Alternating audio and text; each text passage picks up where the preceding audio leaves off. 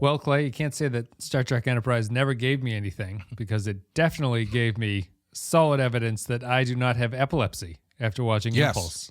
There's a lot of flashing lights in this episode. I was watching it. Maybe it's just because epilepsy with flashing lights is now just like a meme run amok, but I was like, there's so much flashing, I start to become self-conscious of like, is my brain okay? What's going on? Mm-hmm. This is an extremely flashy episode in the sense that there's a lot of flashes of light in it, like a tremendous amount. Yeah, it offsets how much of it takes place in total darkness. In darkness, really, so. Yeah. It's like, we'll get into the production of it and everything, but it was like, I would almost bet that this is the most flashy of light thing that's ever been put to film. Almost like it was pretty incredible. It was just so noticeable. But I would assume there's another cut out there somewhere where someone has laid like sandstorm over the top of it, and I bet it works pretty well.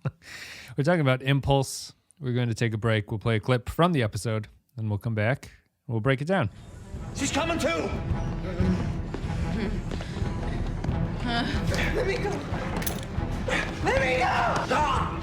I'll kill you. I'm not gonna hurt you. You liar. No! Get away from me. No! Impulse is the 5th episode of the 3rd season. Came out on October 8th, 2003. It is 6 out of 28 in the Xindi Crisis arc. Teleplay goes to Jonathan Fernandez. Story credit goes to Jonathan Fernandez and Terry Matalas. Directed by David Livingston. No Berman and Braga, yet again, 2 in a row.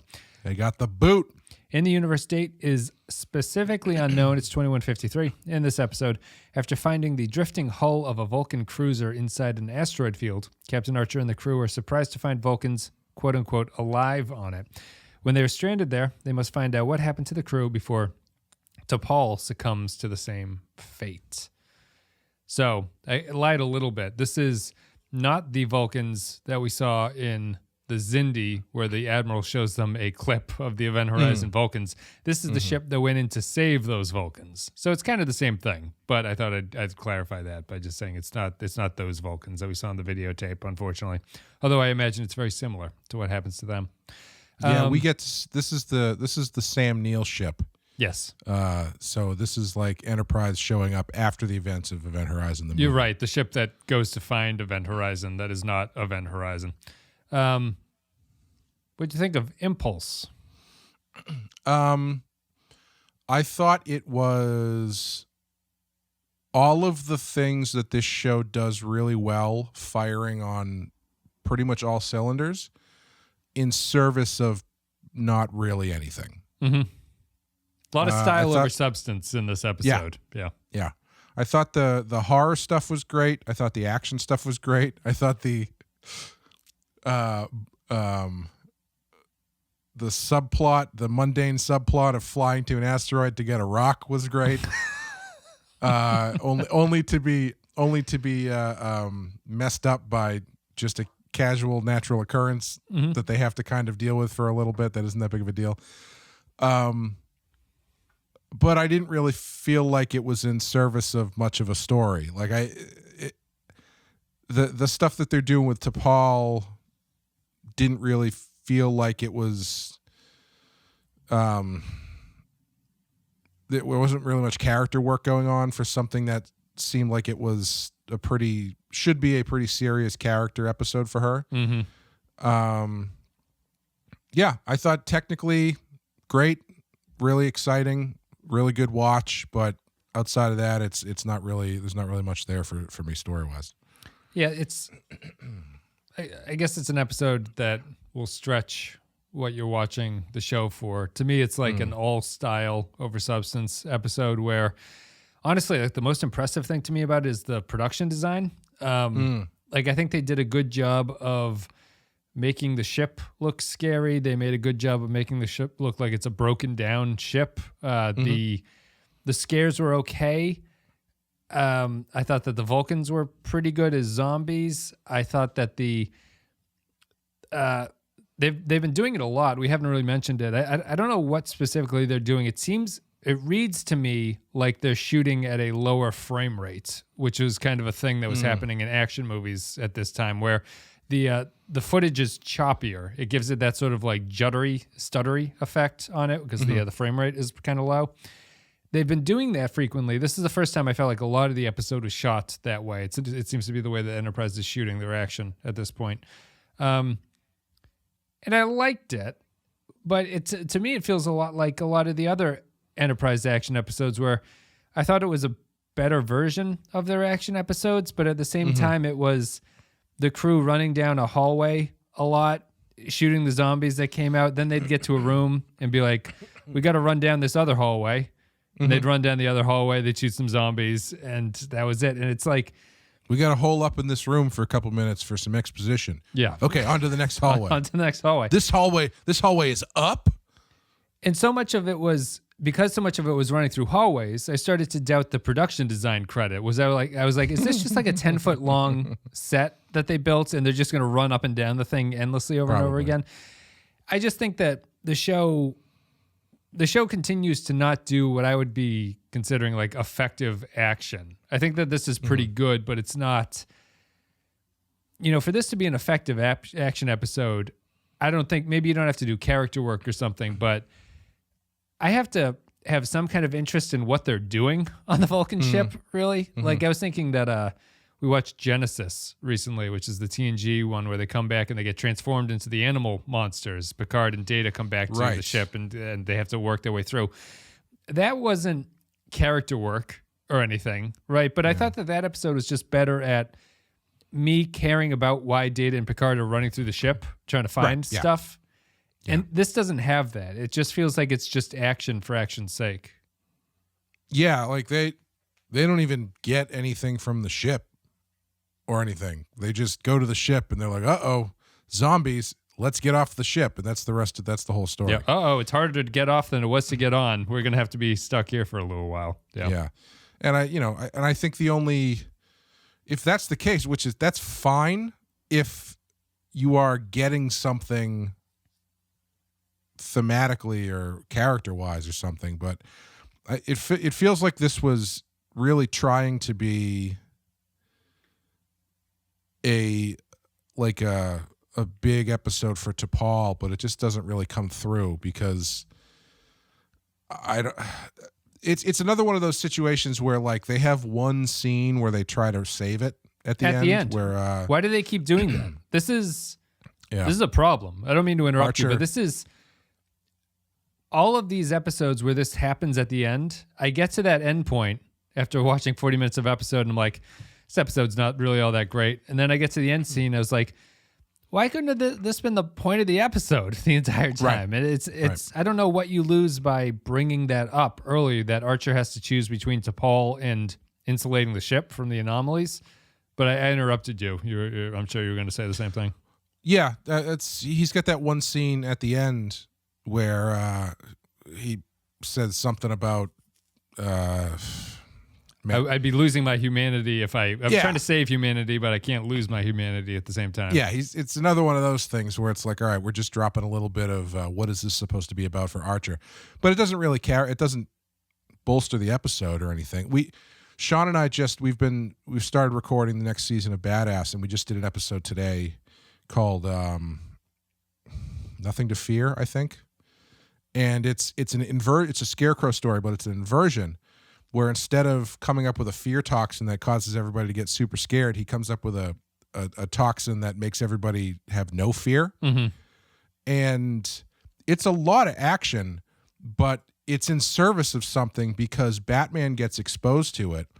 And so you are now presented through the eyes of Robin, basically, with the worst case scenario, which is Batman is not afraid of anything. So he's kind of becoming reckless, and it's becoming apparent the only thing stopping him from killing people is the fact that he's afraid of what he might do. Mm-hmm. And they give you a line at the end, something to the effect of, everybody's got to be a little bit scared from time to time, or something like that. And it feels like one of those button things, kind of like this. But in that episode, all of the action you're getting is in service of this idea that what does Batman without fear look like? Right. What does a world without fear look like, and how do things fall apart, even if they're not specifically calling it out as it's happening? It's in service of the idea of the story, whereas in this, it's just sort of like, yeah, T'Pol, it's crazy that you went nuts for a minute. Mm-hmm. Let's watch a movie. It's like, because is the idea supposed to be that, like, I feel like it could go a long way to have a scene, and unless my eyes just glazed over and I missed it, where T'Pol talks about being afraid of losing control or something like that, because that seems to be what the takeaway is that she's having PTSD dreams about zombie Vulcans.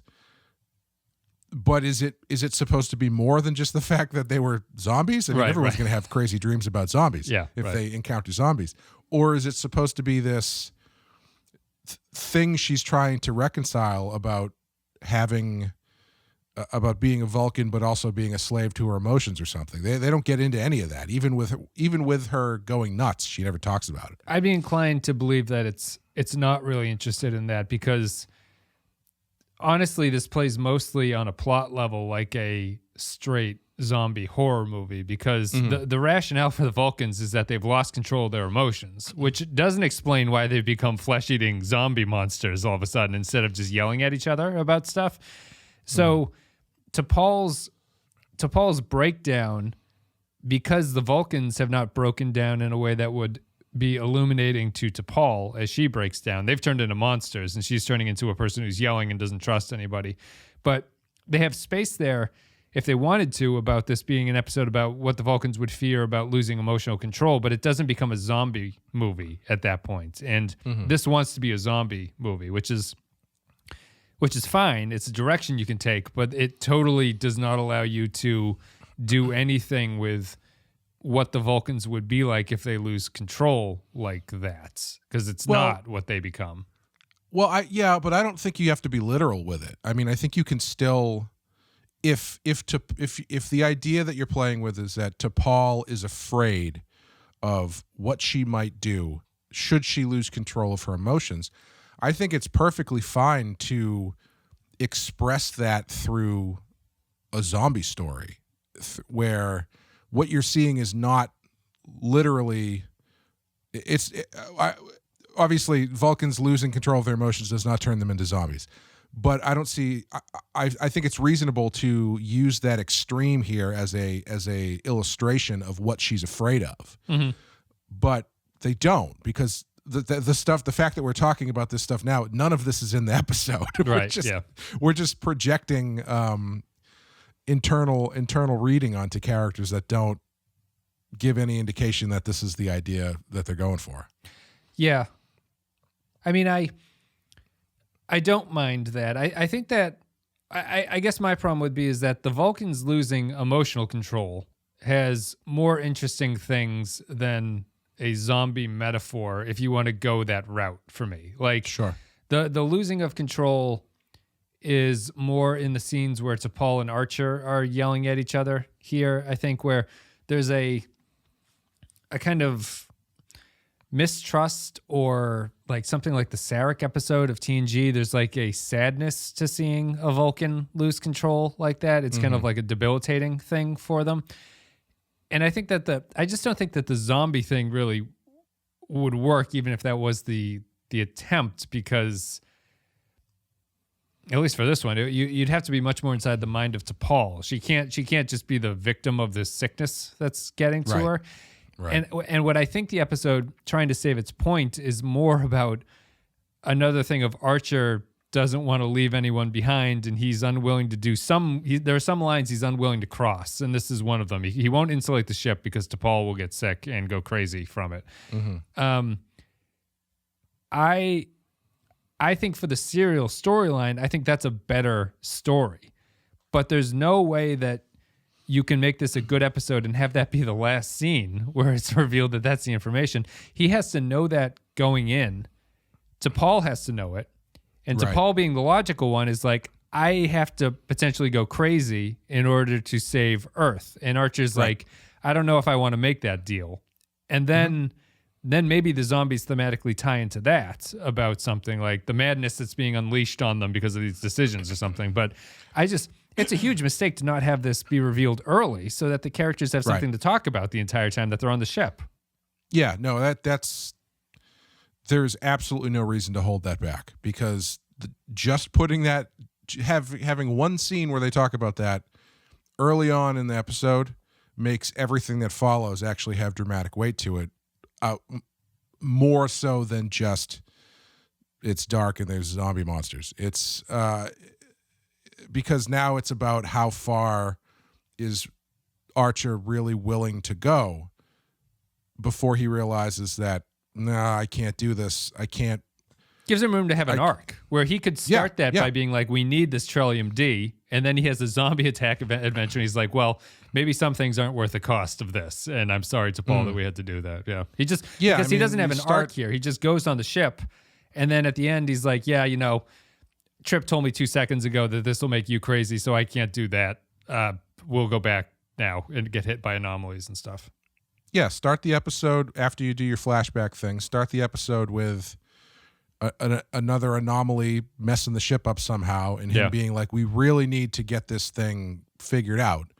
And so when they get to the Vulcan ship, they're like, oh, it's Trillium D everywhere. Well, it's perfect. We can go save them and we can go get it and insulate the ship. And she's like, well, unfortunately, this stuff is going to make me go nuts. Or I don't know, maybe they still have some left over from the explosion, and she starts feeling weird, or so. I don't know. You establish it somehow. And then when they go there, they have before they go, they have a little bit of a tiff about it, where it's like Archer's kind of conflicted about it, and to Paul is like you're saying, she's like, no, it's just if I have to go crazy in order to do this, I'm going to go crazy in order to do it. Needs of the many outweigh the needs of the few. Yeah.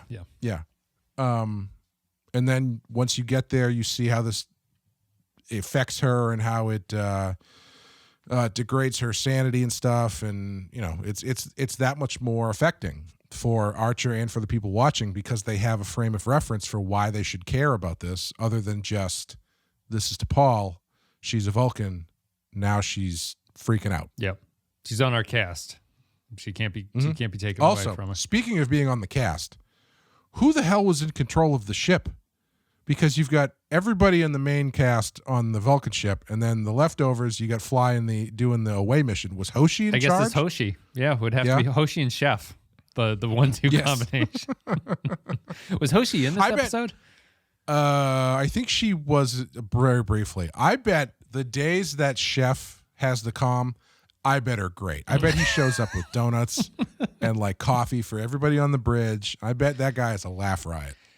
Everyone speaks very highly. Or girl. Could be a girl. Everyone speaks very highly of poor Chef.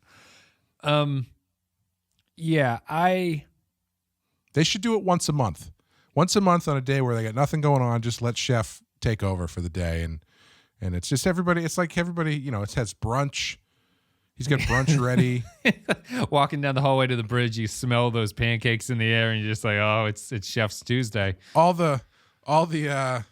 All the control panels are covered in powdered sugar and syrup. Very sticky. The buns are sticking, sir. That other nameless guy next to Mayweather is just eating a giant waffle while he's trying to pilot the ship. Someone spilt raspberry jam all over the tactical array, sir. We can't defend ourselves. They lose the bleeps, the sweeps, and the creeps all at the same time. I wonder if this episode's more. I'm not saying that you thought this was fantastic or anything, but I don't know. I really have I think I mentioned in the last episode, I'm really starting to have a problem with the way that Enterprise is doing these stories at this point. Like, I was just thinking about other Star Trek stories, and it seems like a really unique trait to this series, the Enterprise series, that all the other Trek shows, when they had bad episodes, it's still... Not that this one's bad, but when they had bad or weak episodes, I never felt like they were just action episodes. I never felt like it was just Odo and Cisco blasting guys as they ran down hallways. And it feels like Enterprise does it all the time. Although I'd love to see that. I would love to see it. I just don't think And TNG never did it. Like bad TNG episodes are like a bad alien contact story where you're like, this is ridiculous. But at least they're talking to each other about what's going on, even as you're shaking your head going, what the fuck is this?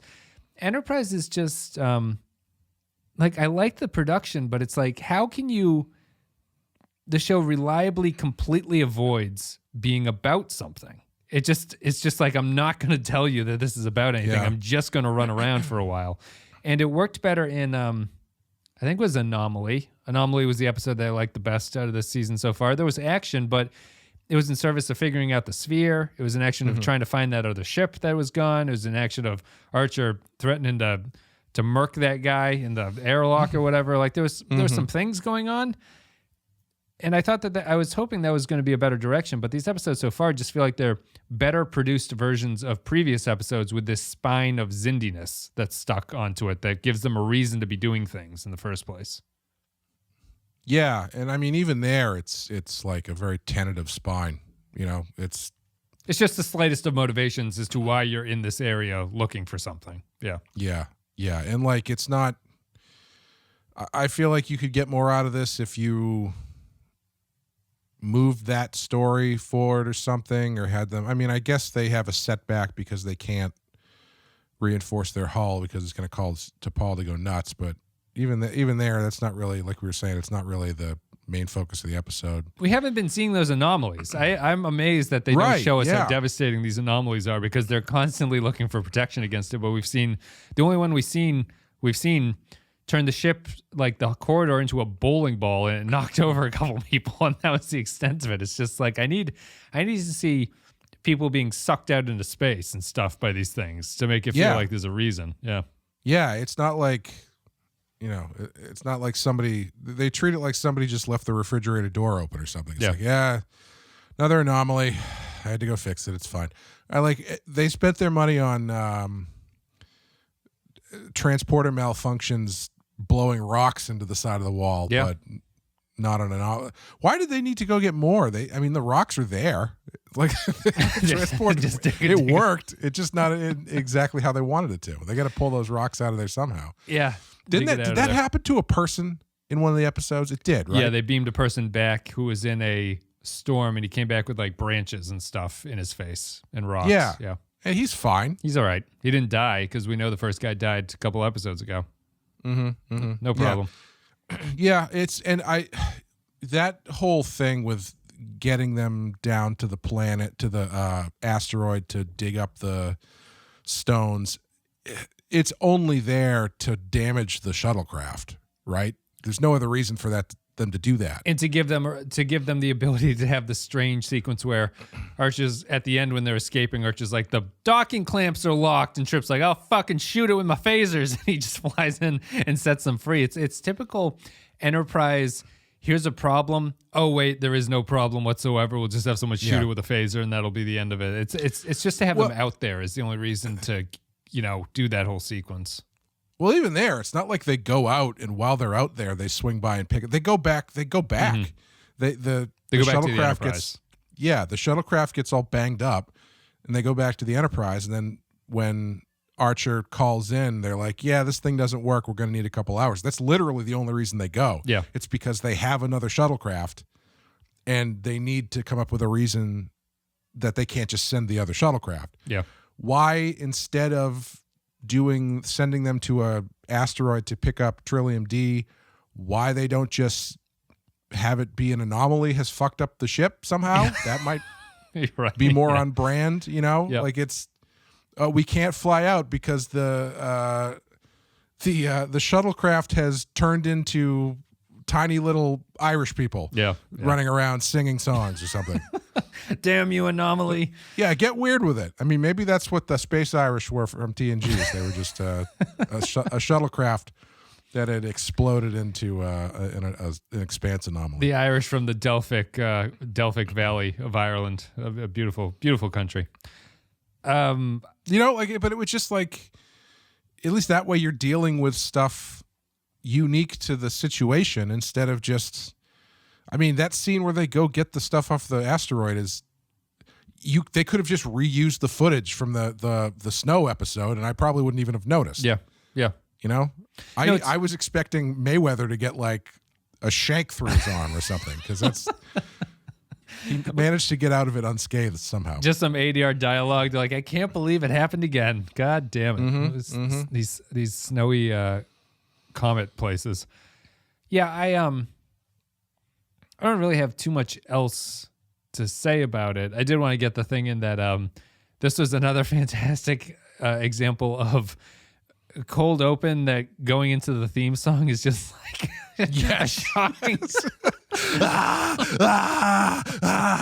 It's been a long time. Getting from a 30. Really terrible decision. Honestly, to change the song. I mean, the original song wouldn't have been great either, but it wouldn't have been so fucking cheesy and poppy this time around. It feels really strange. It's such a strange call. Like, I would be really curious to know whose decision that was. Was it a studio decision? Was it a creative decision? Was there a decision made to increase ratings at this point? This is also when they start. Yeah. This is when they start calling the show Star Trek Enterprise. At this point, too, was a couple episodes ago. Was the first time that had happened. And nothing says Star Trek like 4/4 shuffle pop. No, and they always play Archer's theme at the end, and Archer's theme should just be the theme song for the series. It doesn't make any sense. If they switched them, it would be it would suck that the song is still on there in some place, but it would be a vast improvement. If they just put Archer's theme over the opening credits and Faith of the Heart over the closing credits, it would be a massive improvement. Yeah, you skip the ending. I don't have too much. I mean, I thought this was an okay zombie episode. Like, I did like the production value, but production value only gets me so far with these episodes. Like, it's fine. I like that they did it. I like that it looks nice. I think that it's shot well. I think that the action generally is okay, and it's just I don't know. I don't know if I'm expecting more just because it's the Vulcans that had this thing happen to them, and you expect some kind of Vulcan-y twist on it. I don't know if it's because T'Pol's storyline was not really given any kind of shrift here, and it's just kind of falls flat. I don't know if it's the final moment where I go, well, I wish Archer had to think about this for 40 minutes while this was going down and then had to make a decision at the end that actually felt like it was a decision he's been brewing on for 40 minutes of this runtime. And none of that comes across. It's just an exercise in genre, and I don't even know if I really think that it works outside of the way that it looks by the end of it. Yeah. I don't know. It's tough. I was shocked that the Mako guy didn't die. Yeah, I was too. When the zombie grabs him by the leg when he's like hanging over the cliff, I was like, that guy's going down into the pit. Yeah. He kicked him in the head and ran on. I was watching it with my girlfriend, and when they showed that shot of the shuttlecraft, they cut to him and he had some line, and I was like, who the hell is that guy? Like, I couldn't make out what he was wearing, but it definitely wasn't the Enterprise uniform. I was like, who's this random guy? And she goes, oh, he's the one that's going to get killed. I'm like, oh, right. He must be a Mako. He's probably going to get killed. But no, he made it out. He just got karate chopped in the arm or something. Yeah. Yeah, he took a knife in the arm, something like that. And then, but didn't even slow him down, really. Now I'm a little bit concerned with the Makos, actually. I don't know where they go. They haven't done anything with them. They're not even cannon fodder. Because they don't die. They just go on the mission with people and they shoot people. I'll be very disappointed. What's that? Go ahead. I was just going to say they've provided no dramatic tension outside of that kind of a little bit in the first episode or two. Yeah. Mostly between Reed, the scene with Reed, where Reed's like, I give the, whatever that scene was, he's like, I give the orders, and Starfleet, you're a douchebag. Imagine if it was in the beginning of this episode, they were like, the Trillium D makes T'Pol go nuts, so we can't get it. And then the Makos are like, what are you talking about? We have to. Mm-hmm. We need to protect the ship. I mean, we can't just sacrifice what we're doing, some sort of dramatic tension there as far as decisions that need to be made for Archer. So he has to actually make a decision. And T'Pol has that weird running tension of, while she's losing her mind, she keeps thinking that they only have gone there to kill the Vulcans. She's very concerned about the Vulcans getting killed. And I was like, I thought the Makos were just going to be like throwing grenades, eventually being like, I don't care about these zombie Vulcans, T'Pol. We have to kill them all. And that would give her some kind of antagonist, because Archer was not antagonistic. He's like, I'm just stunning them lightly to Paul. Like, Right, there's no yes. reason to be concerned about this. Yeah. Yeah, it's really weird. And like that was another thing. It's like this thing starts her losing control of her emotions, which then turns into her getting really paranoid about possibly killing a bunch of Vulcans. I don't know. A bunch of Vulcans. It's just not very tonally consistent. Well, maybe tonal is not the right word, but like, especially if you're doing a zombie thing, zombies work best when they are at the service of some sort of theme, you know, and there isn't one here.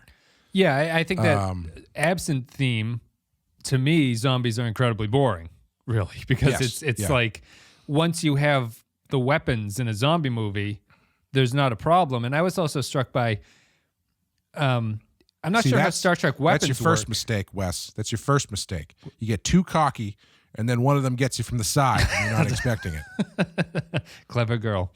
It also, as it was moving on, I only had this thought briefly. There's a scene where Reed and the Mako are holding off the zombie horde by reshooting the same shot of 5 actors getting shot over and over again. And as Archer carries T'Pol across the beam of justice to escape. Did you notice where they do that down angle? You can see him very clearly take a step and like miss the beam by like six inches. It's like it's the we had one day to do this. We had to do a bunch of shit. That was the best one we got.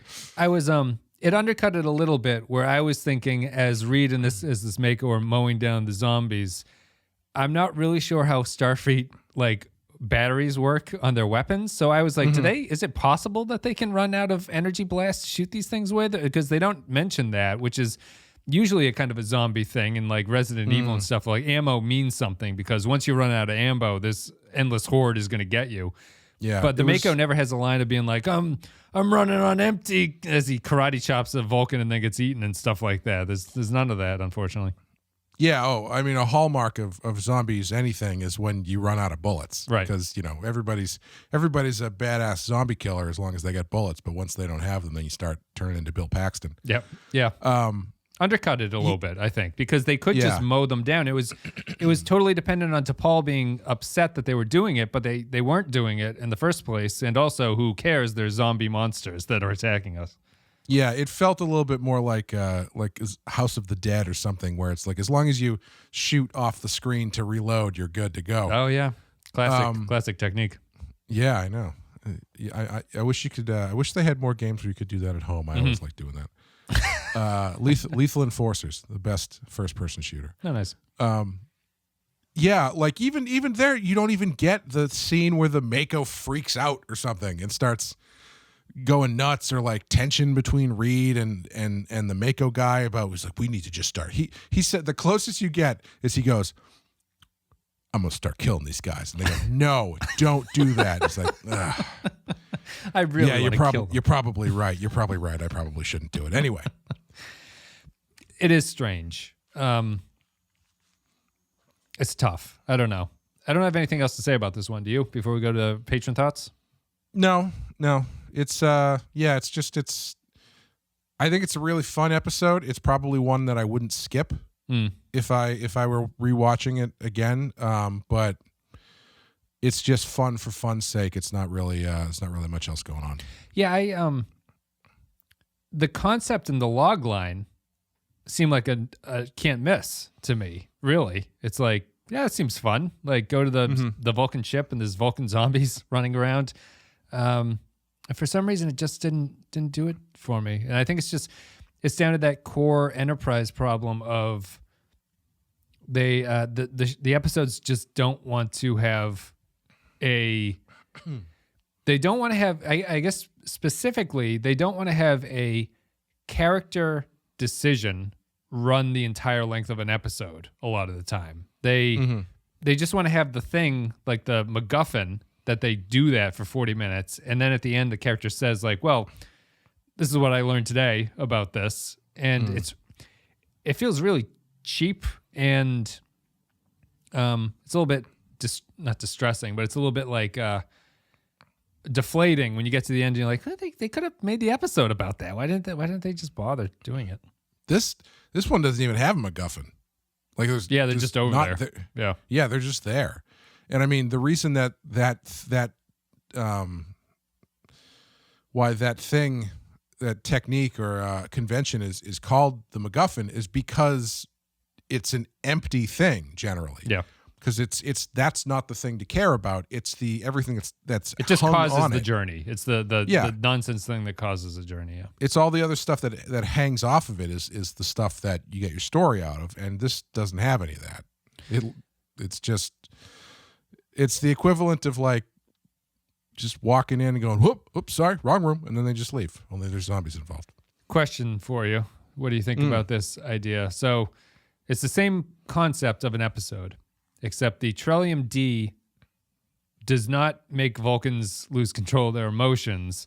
It is stated in the episode that they become basically murderous, animalistic zombie monsters. Maybe Phlox doesn't call them zombies, but he says that they have a thirst for brains or something. Sure. Is this a better potential episode if the Vulcan zombies are an interesting combination of zombie and Vulcan, where they're kind of like, they're not brainless about things, but they're kind of like, I guess I'm picturing in my head almost like a Borg thing where they're extremely organized and thoughtful about what they're doing, but they're still like relentlessly driving after you. I don't know if that's a better idea or worse, but it feels like it at least adds a little bit of like Vulcanness to this, I guess, that maybe would be a kind of twist on the zombie idea. Yeah, I don't know. I mean, they're similar to the Borg at that point.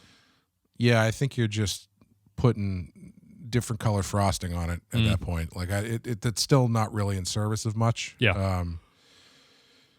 Yeah, and I mean, the thing I didn't even think about until just now is this episode totally makes sense given when it came out, because I think this is like right in the pocket when the zombies start coming back, I think, because I think this is right around 28 Days Later and Dawn of the Dead and the kickoff of that whole zombie thing. So it makes sense that they did one of these. It's just a shame that they couldn't have slowed down for a second and actually figured out a way to make a story out of it. Yeah. All right, let's take a break. We'll play a clip from the episode. We'll come back, we'll read some Patron thoughts, and give our final thoughts about Impulse. You okay? What did you do? I realigned the circuits just like you asked me. These aren't sequenced correctly. You overloaded the locking mechanism. Then we'll have to try something else. It's pointless. The circuits are damaged. I should have been watching him. Thank you very much for listening to the show today. Thank you for listening to our coverage of Impulse. If you want to support the show, as well as listen, you can go to patreon.com/thepenskyfile. It's the best way to do it. A couple dollars a month gets you extra stuff. You get extra podcasts, extra behind-the-scenes stuff. You have access to the Ready Room and the Discord channel, which is an exclusive channel for the captains where you get early access to all the episodes and stuff like that. A couple dollars a month. You can smoke as many cigars as you want. That's in right. The Ready Room. We have a lot of crushed velvet chairs that we all sit on and stare at each other. Couple dollars a month on patreon.com/thepenskyfile will get you all that stuff. And if we get up to our $900 goal per month, we do Voyager in its entirety, in its totality, I suppose, as opposed to the curated thing, which is what we're planning for. Getting close, too. Getting close. We are to getting that. close. We picked up a lot of patrons this past month. So welcome to everybody new. Thank you for supporting the show. Thank you. We just need that one Daddy Warbucks to swoop in and put us over the top. I need, you know who you are. What's the Monopoly guy's name? Uncle Moneybags or Daddy Moneybags? It's Uncle Moneybags, right? Mr. Moneybags? Sure. We need that guy. I don't know. He seems like he's got a niece or a nephew or something that he doesn't get good presents for because he's a cheapskate. We need him. Thank you very much to our Captain Tier supporters, which are Ben Douglas, Tarek Latif, Joint Mango, Kyle Barrett, Mike Burnett, Michael Pond, Matthew Ross, Andrew Cherlog, Samuel Custer, Cardinal Doomsday, Matt Cutler, Nick Sergey, Grim Santo, Christian Pouch, Sean, Bradley Killens, Dwayne Hackett, Darth Moss, Kevin Reyes, Jordan Cooper, Vol 13 Hero, Russell Elledge, Rune Vendler, HH28, Stefan Minton, Derek Zajac, Paul Roscoe, Jacob123, Poindexter G, Nick the Rat, Mike Harris, Captain Brazen, Eric Antoine, Jakey's Gamer, Kevin Lowry, Groppler John Zorn, Corey Martin, Patrick Sebo, William Scheisler, Rehan Jaffer, Soylent Blue, Zane Majors, Dave Davies, Retail, Olivier Pardue, Wharfs, Tiny Brown Dix, Tom Hickey, Jose Hunters, EWNF Remixes, Captain McMunchausen, and James McLennan. Thank you very much. Just so everybody knows, it's not just a threshold. It's not just, you don't just have to break the plane of $900 here. If that dips below 900, we are the stopping. podcast shuts down. Dead stop on Voyager. Which, maybe it's not. I thought that was a Voyager episode, which would have been a great pun. All right, we'll go to our patron thoughts as well. If you are a $5 and up patron, you can leave your thoughts about upcoming episodes. We read them, react to them. So we'll get through these. Jakey's Gamer says, possibly the best cold open the show has done. It's not hard competition, I think, is the backhanded compliment there. The Vulcan zombies are well, let's talk about the cold open before we go into his comment. I think it's good. I think it's kind of a cheap cold open in a lot of ways. Mm-hmm. Because it undercuts the story in some ways because you know that they get back to Phlox with her, right? So halfway through, you're like, oh, I know they get back to the Enterprise, which, granted, it's a Star Trek show. You know they're going to get back, but what it reveals early does not really give you any different context on rewatch or anything. It's just kind of an intense scene. You know what I mean?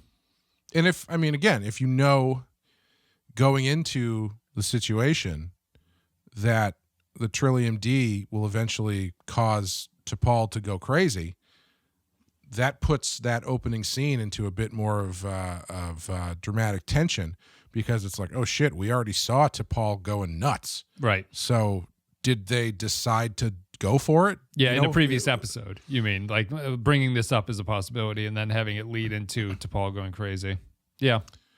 Right, because how else would you have this as a cold open, I guess is my question. Are you saying that you reveal this information or you don't have this flashback cold open? Is that what you're saying? No, you could keep it the same. I'm just saying, like, if you've got... I see what you mean. If you've got the cold open where she's going nuts and you're going, oh, I wonder why T'Pol's going nuts. This seems bad. Yep. And then you get into the story and they're like, yeah, Trillium D will make Vulcans go crazy. Then immediately you're like, oh, shit. I see. Instead of revealing it at the end, you're doing what we're saying of revealing it early so that the characters think about that. And then you realize that, oh, she's been exposed to Trillium D. Yeah. Yeah. It's just the cold open is just strengthened like everything else in the episode by revealing that information earlier than the last 5 minutes. Gotcha. Agreed.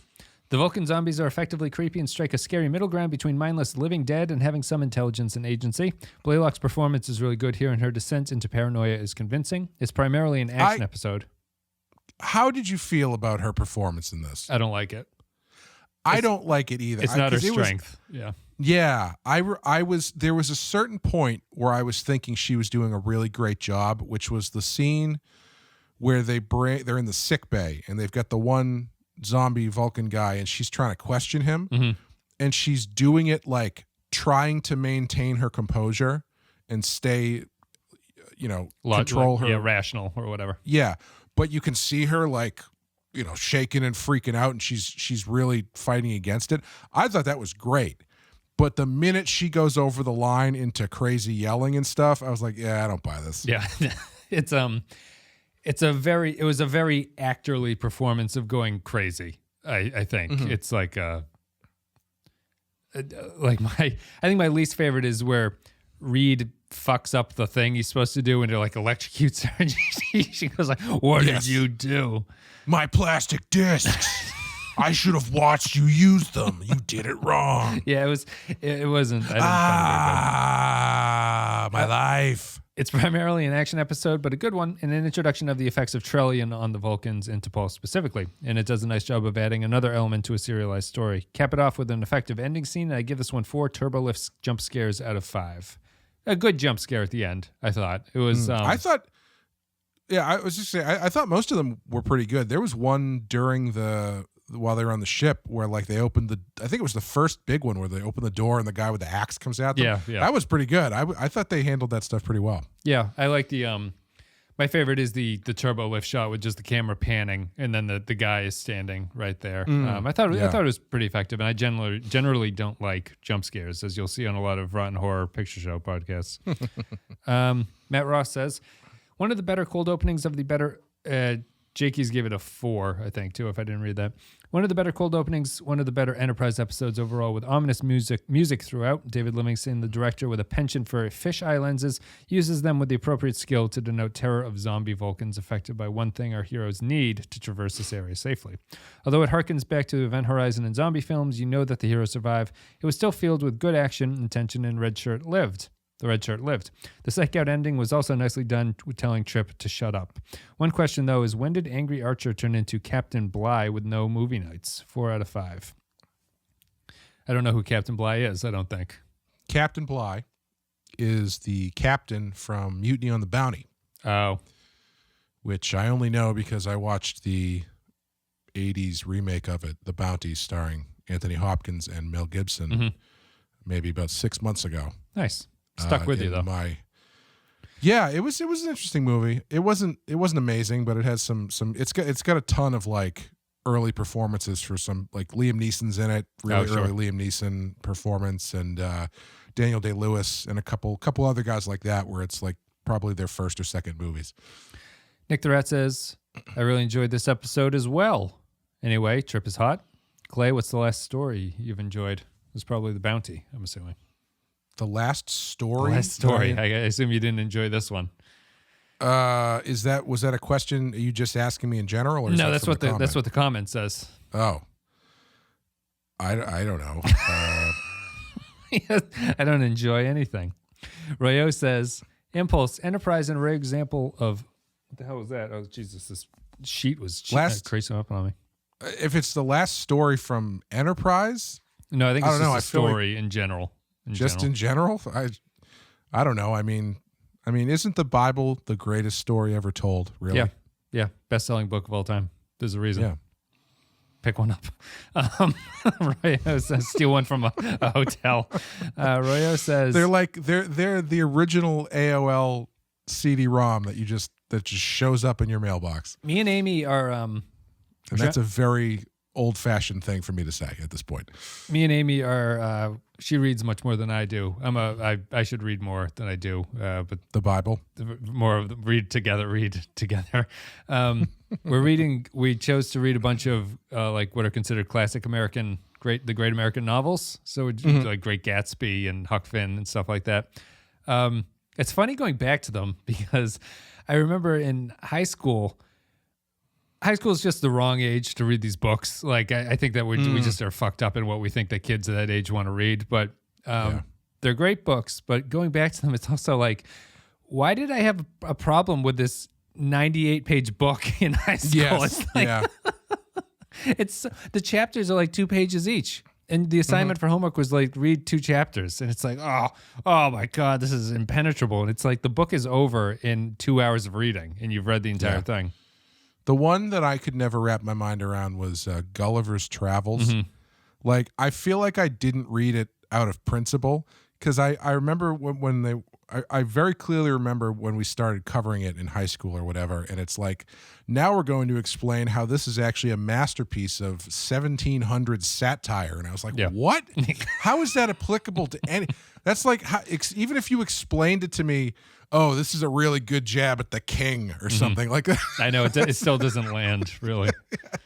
Well, in order to really get this joke, you have to understand shipping routes. Yeah, the principles of taxation in Zimbabwe in the 18th century is really something. You have to understand the sugar trade to really get this joke. It's like, awesome, great. What was it? They're great books. It's just the wrong kids aren't the right kids to read it. Yeah. What was your favorite high school required reading book? Oh, geez. I honestly don't even. Probably like Lord of the Flies or something like that. Lord of the Flies is good, I remember liking that one quite a bit. I don't remember too many of them because I think that was around the time that I discovered like Steve. I never knew. I never had like a thing, like a kind of book I liked reading. Like I had an idea of what I liked, but I had never come across it in the right way. So I read a lot of like Agatha Christie and Mary Higgins Clark mystery novels and stuff, but it was never really what I was looking for. And then then one day in the library, I came across The Gunslinger by Stephen King, and I was like, this is it. This is the thing I'm looking for. Yeah. Yeah, Stephen King would be good for the kids. Like, well, maybe not good for kids, but maybe there's some less violent books that kids would enjoy reading. I liked Catcher in the Rye. Stuck with me. It's still, I still think it's a great book, and it was also very readable for high school age kids. I think you relate to Holden Caulfield at that age too. Royo says, Enterprise, and a rare example of chutzpah, tries to one-up Event Horizon by visiting the marooned ship while it's still in the chaos dimension filled with crazies. As the Vulcans close in to logically eat Archer's brain, the episode infuriatingly cuts to obligatory plot scenes due to the serialization of Season 3. The sensation of tension deflating from the episode as the show cuts to tedious chores is visceral. With so much downtime mining rocks and watching movies, you begin to realize the red shirt hasn't had his brains devoured on the away mission. What gives? Admittedly, Event Horizon and Impulse are not masterpieces, but I still enjoy both of them as guilty pleasures as we finally get an Enterprise episode with some edge to it despite being held back by a TV PG rating. 4.5 out of 5. Wow. High rating all at I've the got end. to say, all I've got to say is that 357 Lover never wrote a song about episode 5 from season 3 of Star Trek Enterprise. Latte Librarian says, Impulse is a super dark episode, both in content and the fact that I couldn't see a lot of it. 3 asteroids out of 5. It is extremely dark, but they flash the camera frequently to make sure that you can see things. Kyle Barrett says, an effective horror story that's genuinely creepy and well-directed. That final jump scare when T'Pol wakes up is hobo behind Winkies in Mulholland Drive level terrifying. And there's more strobe lighting. No. You disagree? Nothing is as terrifying as the hobo behind Winkies in Mulholland Drive. Nothing. There's more strobe lighting than a Magaluf Weekender. I don't know what that is. Probably some overseas reference. Sadly, the horror inspirations also give it an unnecessary in medias res opening scene that unsuccessfully propels the audience straight into the terror, the Evil Dead reboot being the worst offender. I do find it odd that the explanation is that the Vulcans have lost control of their emotions when there's clearly more to it considering, they're fucking zombies, but I love that it ends with T'Pol's presence preventing them from insulating the ship. 4 photosensitive epileptic seizures out of 5. A lot of high ratings. Photosensitive epileptic Caesar is a very interesting character. It's a delicious salad as well. Yeah. That's my favorite. That's my favorite improv character that I do when I do improv on the weekends. It's sketch comedy. Cardinal Doomsday says, Impulse, a clever title and a good pun. Creepy, but I find the zombie Vulcan plot is longer than it needs to be. Good to see Travis being useful. The Saleya is a beautiful vessel. I'm puzzled that it took Flock so long to work out that Trillium D is poisonous to Vulcans. T'Pol's dream was semi-terrifying. It's all downhill from here, Subcommander. The episode hurts my eyes. 3 Vulcan zombies out of 5. Impulse. This is the last comment. Just make sure it is. Point Extra G says, it's a surprise that Star Trek went this long without a zombie episode, although I suppose the Borg do fill the same role to an extent. They do, which I realized as I was making that point. But the Borg are a great Star Trek zombie, really, is the thing. Turning Vulcans into zombies is the most brilliant part of the episode. I'm not really a horror fan, not a regular viewer or listener to the Rotten Horror Picture Show, unfortunately. So I may find I'm not the best to judge this as a horror flick, but I did enjoy this one. How dare you? It's nice to see them try something new and actually succeed at it. That dream sequence ending is really quite a way to end an episode. Thank you very much for listening. Thank you for leaving your comments about Impulse, everybody. Thank you for supporting the show on Patreon. What do you think, Clay? What are you going to give this one on a scale of 1 to 5? A lot of 4s and high 4s on this for Impulse. I think I'm going to give it a 4. Oh, really? Yeah, I just think, maybe this is bit... Enterprise level last 5-minute twist that I did not see coming. Yeah. And here you go. Maybe I'm just a little bit biased because it's more in my wheelhouse of stuff that I like. But I think it's, like I said at the beginning, I think they do the stuff that they're good at really well in this episode. I think, unfortunately, it's not unservice much, but I think it's a good hour of television to just kind of hang out and watch. It's got some good stuff in it. It's the action is exciting. The scary stuff is pretty scary. The rocks are too big for the transporter. This one made me perk up a little bit more than some of the ones we've watched in this season so far, I think. Yeah. So yeah, I'm gonna say low 4. Okay. I'll give it a 3, I think. Even well done Enterprise action can't sweep me up, really, unfortunately. It's even when it's really well done, I just feel like it's just limited by like what TV can do in their sets and stuff like that. And it's just it does feel a little bit repetitive. I wish there was more to it. I wish there was more to the T'Pol storyline. Conceptually, I think this is a possible 4. It was there for the taking, and I don't think that they really got it for me.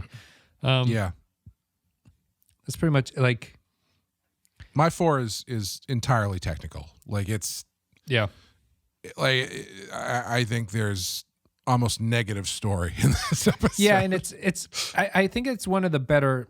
We've only seen a couple, but I think it's one of the better episodes so far. I'd probably put this in Anomaly as like the top. There's only 5, but like the top 2 because the other ones would be Rajin, the Zindi, and the hell's the Extinction. So it's not right. It's even good for the season, but it's just I don't know. I'm not really sure. I don't know what it was about it. It didn't grab me. So I'll give it a 3. Clay gives it a 4. It's our first different opinion of the season so far, I think, if memory serves.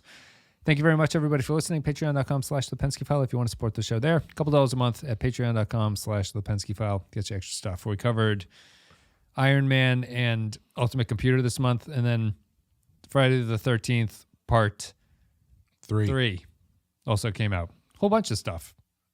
Clay, anything you want to say? I don't know what week this comes out, but we will have had a new Rotten Horror Picture Show come out where we are doing Dario Argento's Deep Red, which is our first jaunt into Italian 70s horror, which is very fun. So check that out. And Badass will be coming back relatively soon. I think I got to get maybe one more in the can before I feel comfortable starting to put them out. So. That'll be back, alternating with Rotten Horror every other week on the Wednesdays. And I guess that's it. We're done with Enterprise's Impulse. The next one is Exile. It's a season of one-word titles. It's a Hoshi episode. I guess that's it for Enterprise. Thank you very much for listening. We'll see you next time.